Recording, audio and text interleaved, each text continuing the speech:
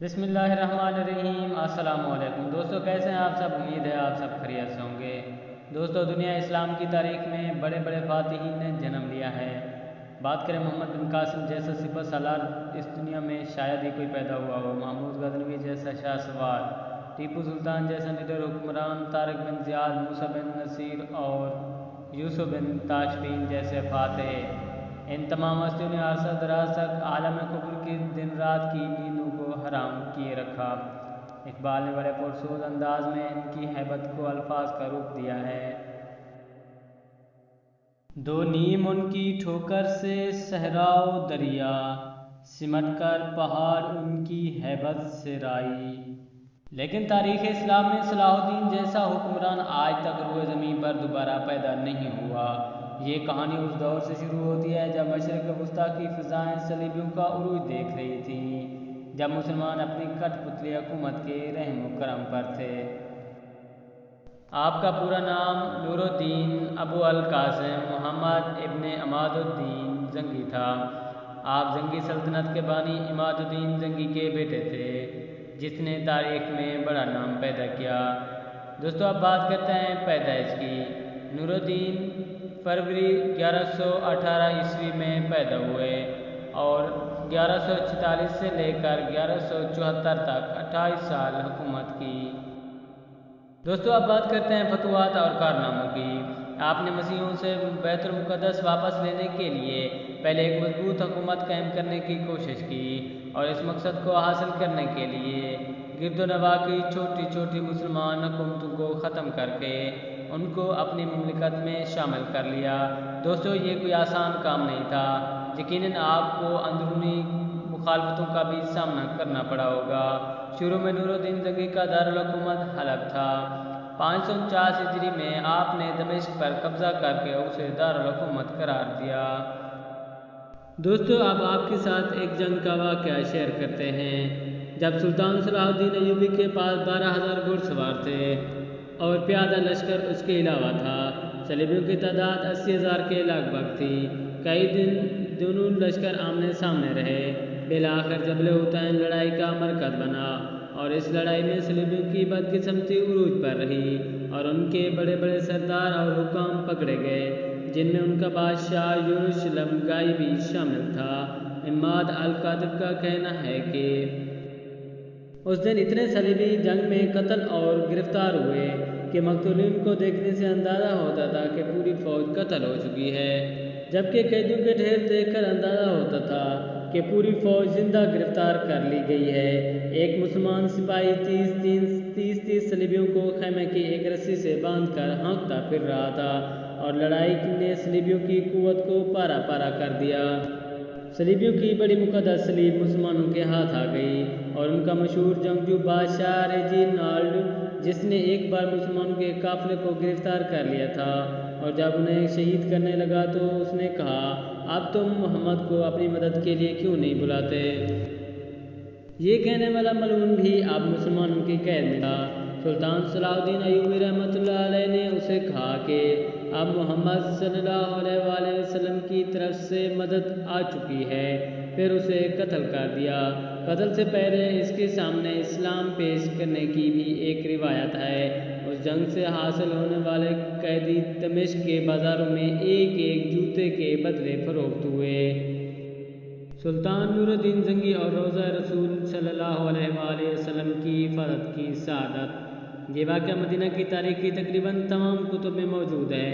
اس کا ذکر شیخ محمد عبدالحق محدث دہلوی رحمۃ اللہ علیہ نے بھی اپنی کتاب تاریخ مدینہ میں 3 بڑی سازشوں کے ساتھ کیا ہے، جس میں یہ واقعہ سب سے مشہور ہے۔ واقعہ پیش خدمت ہے۔ سمودی کے قول کے مطابق مسیحیوں نے یہ سازش 557 ہجری میں مرتب کی۔ اس وقت شام کے بادشاہ کا نام سلطان نور الدین زنگی تھا اور ان کے مشیر کا نام جمال الدین اصفہانی تھا۔ ایک رات نماز تہجد کے بعد سلطان نور الدین زنگی نے خواب میں دیکھا کہ رسول کریم صلی اللہ علیہ وآلہ وسلم دو سرخی مائل رنگت کے آدمیوں کی طرف اشارہ کر کے صلی اللہ علیہ وآلہ وسلم سلطان سے فرما رہے ہیں کہ مجھے ان کے شر سے بچاؤ۔ سلطان بڑبڑا کر اٹھا، وضو کیا، نفل ادا کیے، پھر ان کی آنکھ لگ گئی۔ خواب دیکھنے کے بعد آپ یہاں کیوں بیٹھے ہیں اور اس کا آپ کسی سے ذکر نہ کریں اور فوراً مدینہ روانہ ہو جائیں۔ اگلے روز سلطان نے 20 مخصوص افراد اور بہت سے طوائف کے ساتھ مدینہ کے لیے کوچ کیا اور آپ 16ویں روز شام کے وقت وہاں پہنچ گئے۔ آپ نے روضہ رسول صلی اللہ علیہ وآلہ وسلم پر حاضری دی اور مسجد نبوی میں بیٹھ گئے۔ اعلان کیا کہ اہل مدینہ مسجد نبوی میں پہنچ جائیں، جہاں سلطان ان کے درمیان تحائف تقسیم کریں گے۔ لوگ آتے گئے، سلطان ہر آنے والے کو باری باری تحفہ دیتے گئے۔ اس دوران آپ ہر شخص کو غور سے دیکھتے رہے، لیکن وہ دور چہرے نظر نہ آئے جو آپ کو ایک رات میں 3 بار خواب میں دکھائے گئے تھے۔ سلطان نے حاضرین سے پوچھا، کیا مدینہ کا ہر شخص مجھ سے مل چکا ہے؟ جواب اثبات میں تھا۔ سلطان نے پھر پوچھا، کیا تمہیں یقین ہے کہ ہر شہری مجھ سے مل چکا ہے؟ اس بار حاضرین نے کہا، سوائے 2 آدمیوں کے۔ راز تقریباً فاش ہو چکا تھا۔ سلطان نے پوچھا، وہ کون ہے اور اپنا تحفہ لینے کیوں نہیں آئے؟ بتایا گیا کہ یہ مراکش کے صوم و صلات کے پابند و متقی باشندے ہیں۔ دن رات رسول کریم صلی اللہ علیہ وآلہ وسلم پر درود و سلام بھیجتے ہیں اور ہر ہفتے مسجد قباء جاتے ہیں۔ فیاض اور مہمان نواز ہیں، کسی کا دیات نہیں لیتے۔ سلطان نے کہا، سبحان اللہ، اور حکم دیا کہ ان دونوں کو بھی اپنے تحائف وصول کرنے کے لیے فوراً بلایا جائے۔ جب انہیں یہ مخصوص پیغام ملا تو انہوں نے کہا، الحمدللہ، ہمارے پاس اللہ کا دیا سب کچھ ہے اور ہمیں کسی تحفے تحائف یا خیر خیرات کی حاجت نہیں۔ جب یہ جواب سلطان تک پہنچایا گیا تو انہوں نے حکم دیا کہ ان دونوں کو فوراً پیش کیا جائے۔ حکم کی تعمیل ہوئی۔ ایک جھلک ان کی شناخت کے لیے کافی تھی، تاہم سلطان نے اپنا غصہ قابو میں رکھا اور پوچھا، تم کون ہو؟ تم یہاں کیوں آئے ہو؟ انہوں نے کہا، ہم مراکش کے رہنے والے ہیں، حج کے لیے آئے تھے اور آپ روضہ رسول صلی اللہ علیہ وآلہ وسلم کے سائے میں زندگی گزارنا چاہتے ہیں۔ سلطان نے سختی سے کہا، کیا تم نے جھوٹ بولنے کی قسم کھا رکھی ہے؟ اب وہ چپ رہے۔ سلطان نے حاضرین سے پوچھا، یہ کہاں رہتے ہیں؟ بتایا گیا کہ روضہ نبوی صلی اللہ علیہ وآلہ وسلم کے بالکل نزدیک ایک مکان میں، جو مسجد نبوی کے جنوب مغرب میں دیوار کے ساتھ ہے۔ سلطان فوراً اٹھے اور انہیں ساتھ لے کر اس مکان میں داخل ہو گئے۔ سلطان مکان میں گھومتے پھرتے رہے۔ اچانک نئے اور قیمتی سامان سے بھرے ہوئے مکان میں ان کی نظر فرش پر پڑی ہوئی ایک چٹائی پر پڑی۔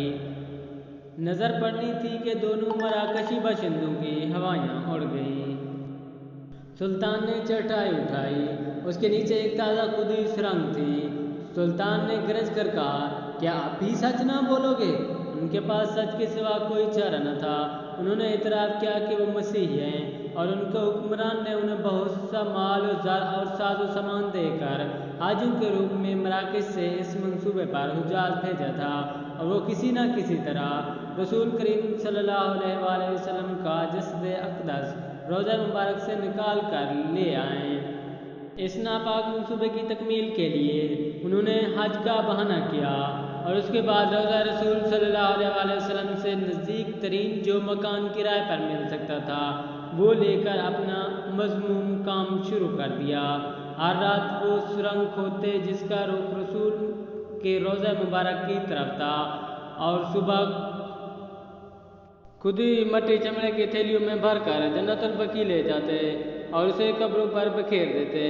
انہوں نے بتایا کہ ان کی ناپاک مہم بالکل آخری مراحل میں تھی کہ ایک رات موسلادھار بارش کے ساتھ ایسے گرج چمک ہوئی جیسے زلزلہ آ گیا ہو، اور اب جب کہ ان کا کام پایہ تکمیل کو پہنچنے والا تھا تو سلطان نہ جانے کیسے مدینے پہنچ گئے۔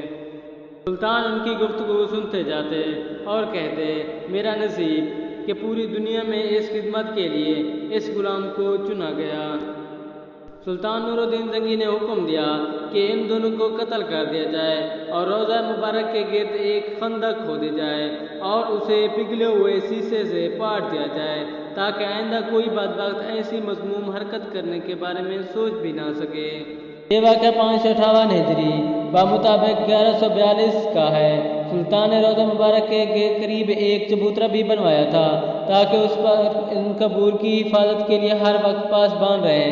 یہ چبوترا اب بھی موجود ہے اور باب جبریل سے داخل ہوتے ہوئے دائیں جانب ہے۔ بعض زائرین اسے مقام صفا سمجھتے ہیں، حالانکہ مقام اصحاب صفا مسجد نبوی کے اندر تھا، جبکہ چبوترا اس وقت مسجد کی چار دیواری سے باہر تھا۔ دوستو اب بات کرتے ہیں کردار کی۔ نور الدین بہادری میں اپنے باپ کی طرح تھے۔ ایک مرتبہ جنگ میں انہیں دشمن کی صف میں بار بار گھستے دیکھ کر ان کے ایک مصاحب قطب الدین نے کہا، اے ہمارے بادشاہ، آپ اپنے آپ کو امتحان میں نہ ڈالیے، اگر آپ مر گئے تو دشمن اس ملک کو فتح کر لیں گے اور مسلمانوں کی حالت تباہ ہو جائے گی۔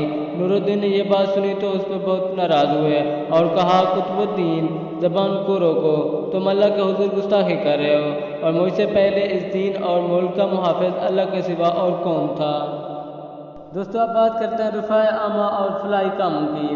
نور الدین نہ صرف ایک فاتح تھا بلکہ ایک شفیق حکمران اور علم پرور بادشاہ تھا۔ انہوں نے سلطنت میں مدرسوں اور ہسپتالوں کا جال بچھا دیا۔ اس کے انصاف کے قصے دور دور تک مشہور تھے۔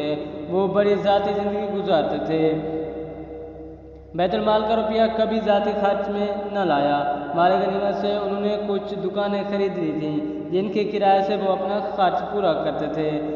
انہوں نے اپنے لیے بڑے بڑے محل تعمیر نہیں کیے بلکہ بیت المال کا روپیہ مدرسوں، شفا خانوں اور مسافر خانوں کو قائم کرنے اور رفع عامہ کے دیگر کاموں میں صرف کر دیا۔ دمشق میں انہوں نے ایک شاندار دواخانہ قائم کیا تھا جس کی دنیا میں مثال نہ تھی۔ اس میں مریضوں کو دوا بھی مفت دی جاتی تھی اور کھانے اور رہنے کا خرچ بھی حکومت کی طرف سے ادا کیا جاتا تھا۔ نور الدین کی ان خوبیوں اور کارناموں کی وجہ سے اس زمانہ کے ایک مورخ ابن اسیر نے لکھا کہ میں نے اسلامی عہد کے حکمرانوں سے لے کر اس وقت تک کے تمام بادشاہوں کی تاریخ کا مطالعہ کیا، لیکن خلفائے راشدین اور عمر بن عبدالعزیز کے سوا نور الدین زنگی سے زیادہ بہتر فرمانروا میری نظر میں نہیں گزرا۔ دوستو آخر میں بات کرتے ہیں آپ کی وفات کی۔ نور الدین زنگی کو حشاشی نے زہر دیا جس سے آپ کے گلے میں سوزش پیدا ہو گئی جو کہ ان کی موت کا باعث بنی۔ 15 مئی 1174 کو ان کا انتقال ہو گیا۔ انتقال کے وقت نور الدین زنگی کی عمر 58 سال تھی۔